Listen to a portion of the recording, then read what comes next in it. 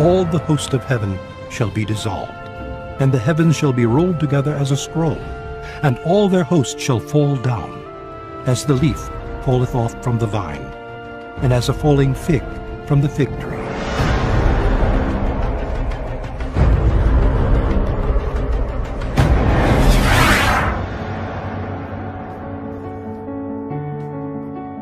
So what causes pole shifts?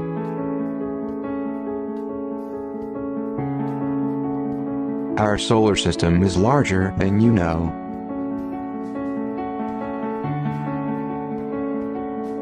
It is a binary star system. The Sun's twin, Nemesis, is a dark unlit star, which pulls the orbits of the outer planets into the ellipses you see today. Our solar system also contains a 10th planet, Planet X, which orbits both stars, our Sun, Sol, and its twin, Nemesis, approximately every 3,657 years. Planet X passes our Sun and crosses the Earth's orbit. The magnetic fields of our planet Earth clash with Planet X, causing great upheaval on Earth as it adjusts with the pole shift. This particular global nightmare would truly come from the heavens.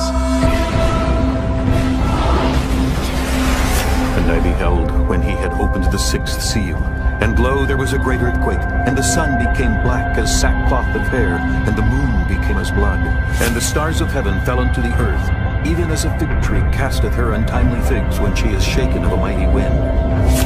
And heaven departed as a scroll when it is rolled together, and every mountain and island were moved out of their places. And the kings of the earth, and the great men, and the rich men, and the chief captains, and the mighty men, and every bondman, and every free man, hid themselves in the dens and in the rocks of the mountains. Does our sun have an evil twin? A star named Nemesis orbiting the distant reaches of our solar system?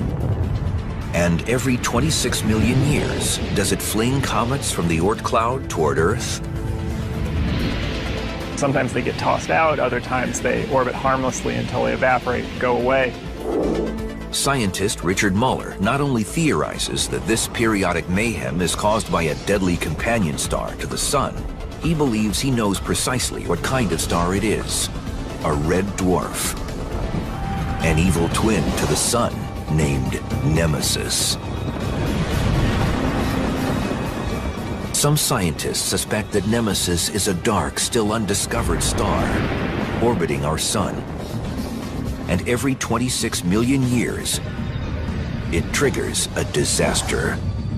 We know that the solar system is surrounded by this enormous cloud of comets, and so these successive passages of the Sun's companion would send comets into the inner solar system. Some of them would hit Earth. What follows is death on a colossal scale.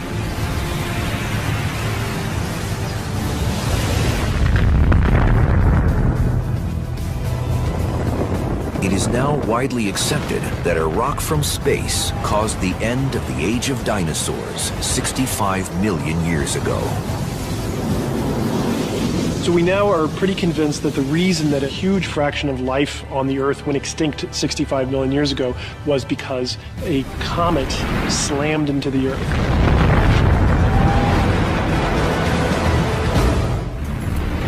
The resulting impacts have been the source of many major extinction events in Earth's history. By definition, a red dwarf barely glows at all. Would be the closest star to our sun, and we wouldn't even know it. Now, why is that? The way we discover nearby stars is either because they're very bright, and a red dwarf star is not very bright, or because the sun is moving past it. This star is moving with us. Yes, it's orbiting us, but that orbit is very slow, 26 million years. So it would be moving with us. It would just be at a fixed position in the sky and wouldn't move. In other words, when viewed from Earth, most nearby objects are shifting over time.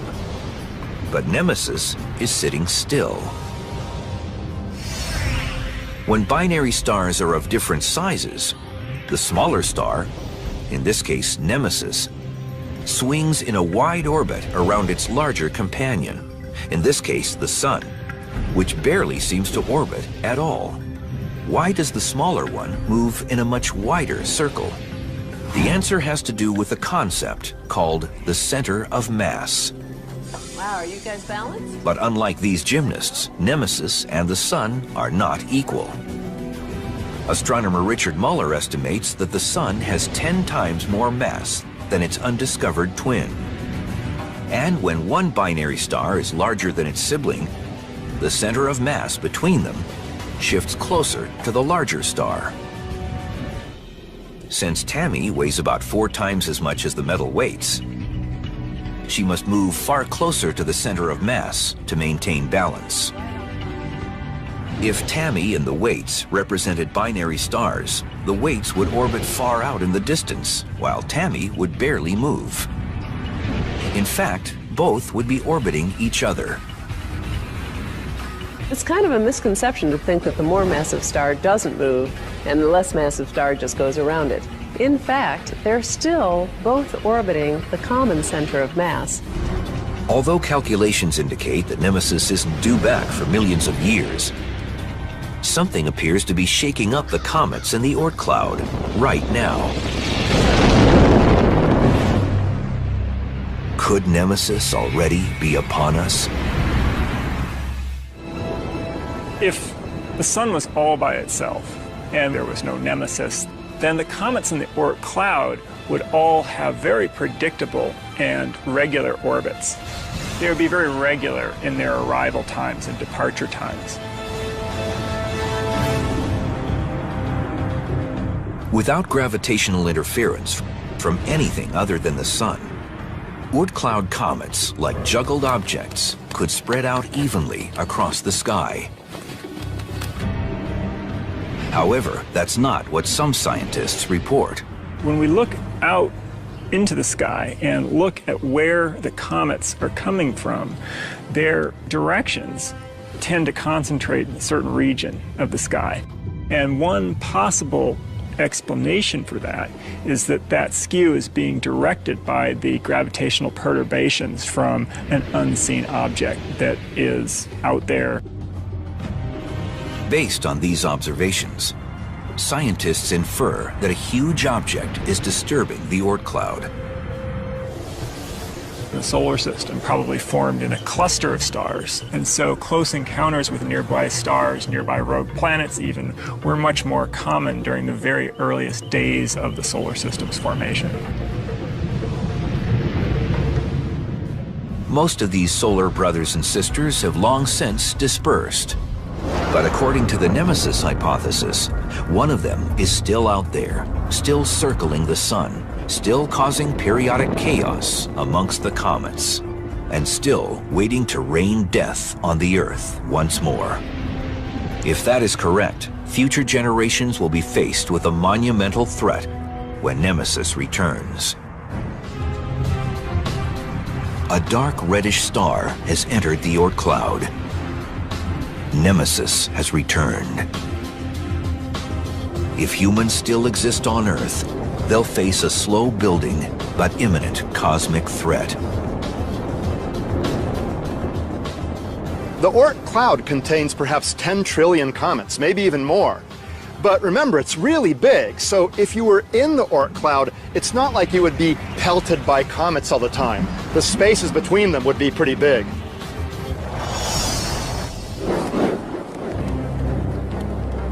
Like a bowling ball in a juggler's hands, Nemesis simply shuffles some comets out of its way. The Oort cloud has an empty region in the middle. It's been cleaned out by Jupiter and by the Sun. We live in that region.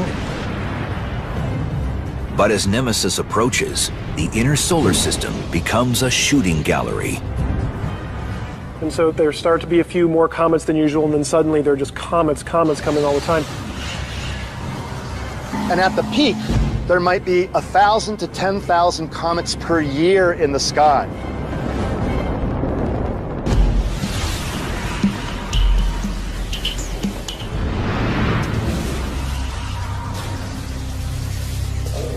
Will the impact spark another catastrophic extinction on Earth? Perhaps.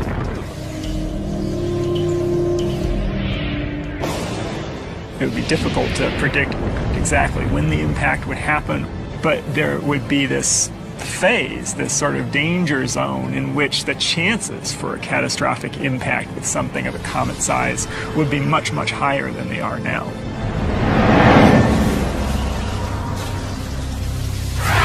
There shall be signs in the sun, and in the moon, and in the stars, and upon the earth distress of nations with perplexity. For the powers of heaven shall be shaken.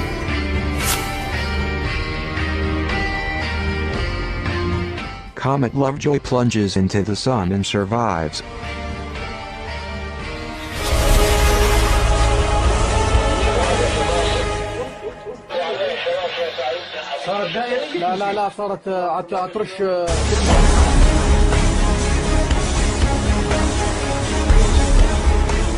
I looked up at the sky and saw this little orange ball above the redwood trees.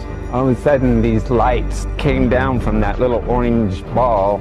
Couldn't tell you what it was. Scientists are still trying to figure that out too. The California Academy of Sciences says it's possible it was a meteor. It's rather unusual in that this one appears to have a very broad tail following behind it. It was spotted in 3 states, Nevada, California, and Oregon. And he said unto them, I beheld Satan as lightning fall from heaven. The mysterious fireball lit up the Melbourne sky late last night, sparking an awful lot of social media discussion. Here it is right here. Well, joining us now is Today Melbourne reporter Justine McKenzie. It has been confirmed this morning that it was a meteor. A giant asteroid flying towards Earth. Detected by a Russian robotic telescope, it's one of the largest and most dangerous space rocks approaching our planet's orbit. This new asteroid is an entirely different story. It's 20 times bigger, the size of a village, weighing millions of times more. It's for now called 2014 UR116. But the danger from asteroids is very real, and astronomers are increasingly keeping an eye out and thinking about what to do if they confirm a collision course. For last night, a meteor skipped along the Earth's atmosphere, lighting up the sky from New Jersey to Ohio. More than 190 reports have poured into the American Meteor Society. We are the first generation to feel the impact of climate change, and the last generation that can do something about it. We are the first generation to feel the impact of climate change, and the last generation that can do something about it.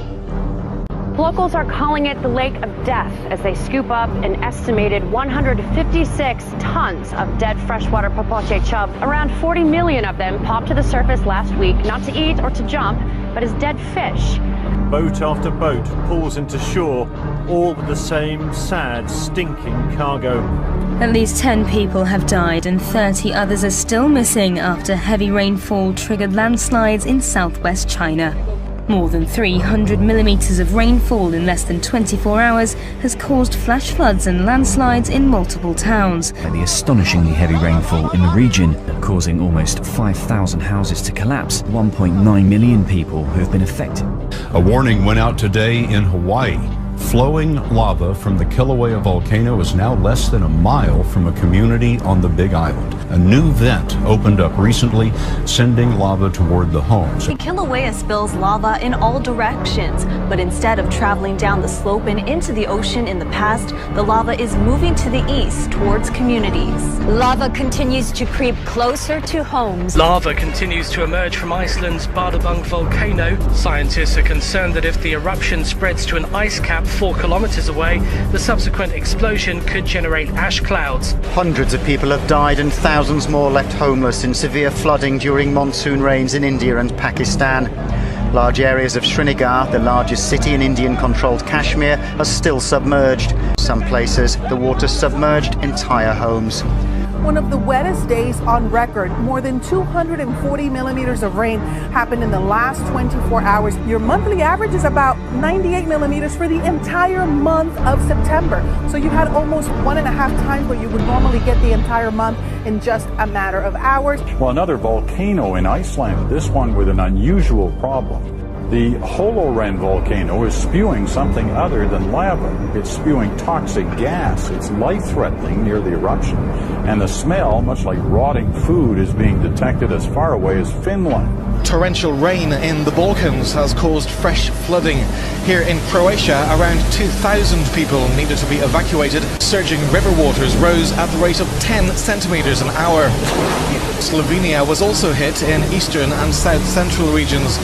Hurricane Odile brought fierce winds and rain as it battered Mexico's northwest coast Monday, proving challenging for those who ventured outside. Trees were uprooted in La Paz. Power lines came crashing down.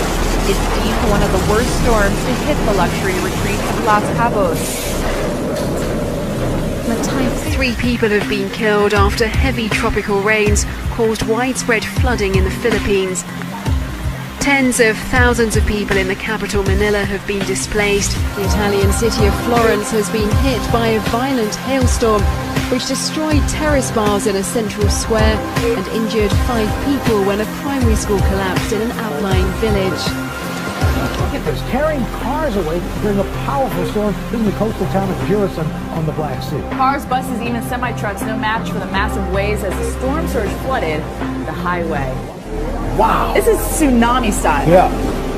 That is insane. The moment a sunny Saturday morning on Mount Ontake suddenly turned deadly. The huge cloud of ash spewing from the mountain caught on camera by a Japanese documentary. It was terrifying, this man says. The rock was falling like hailstones. And as frightening as this sign is, the biblical march toward apocalypse is about to get even worse. It's a disaster that conjures up images of hell itself. Immediately after the tribulation of those days shall the sun be darkened, and the moon shall not give light, and the stars shall fall from heaven, and the powers of the heavens shall be shaken. And then shall appear the sign of the Son of Man in heaven. And then shall all the tribes of the earth mourn, and they shall see the Son of Man coming in the clouds of heaven with power and